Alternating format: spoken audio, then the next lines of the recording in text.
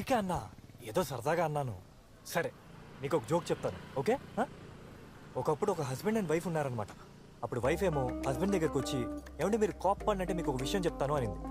మరి హస్బెండ్ ఏమో సరే ఏమనలే చెప్పు అన్నాడు.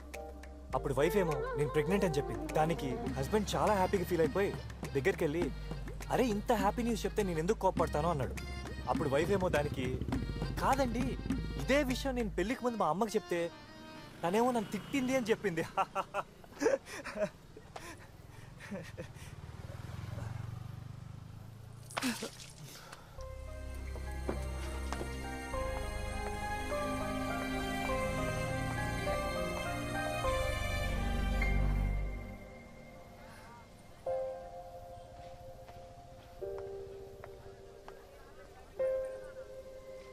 Sorry.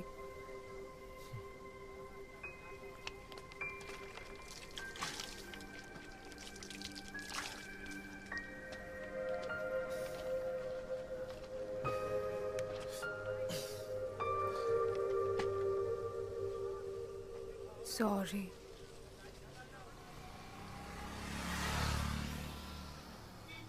How can you make fun of my situation?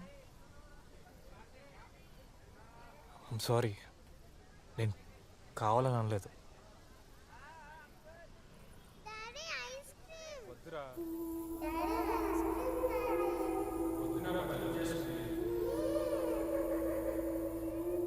చిన్నప్పుడు ఒక చేయి పట్టుకొని ఇంకొక చేయిని వదిలేస్తారు కదా.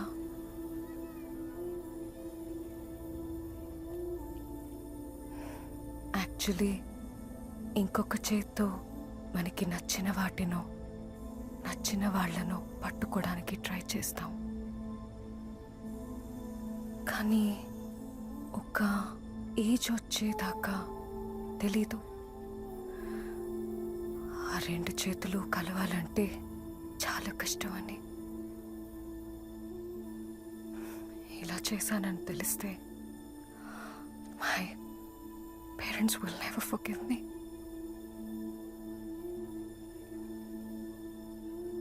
నాకు ఉన్నారు పేరెంట్స్. నీకేమవుతుందో అన్న భయం కన్నా నువ్వు అసలు నాతో ఉంటావో లేదో అన్న భయం ఎక్కువైంది. టైం పాస్ చేయడానికి నీతో తిరగట్లేదు. నేను లవ్ చేశాను కాబట్టి నీతో ఉన్నాను. నువ్వు అంటే ఇప్పుడు నేను పెళ్లి చేసుకోవడానికి రెడీగా ఉన్నాను.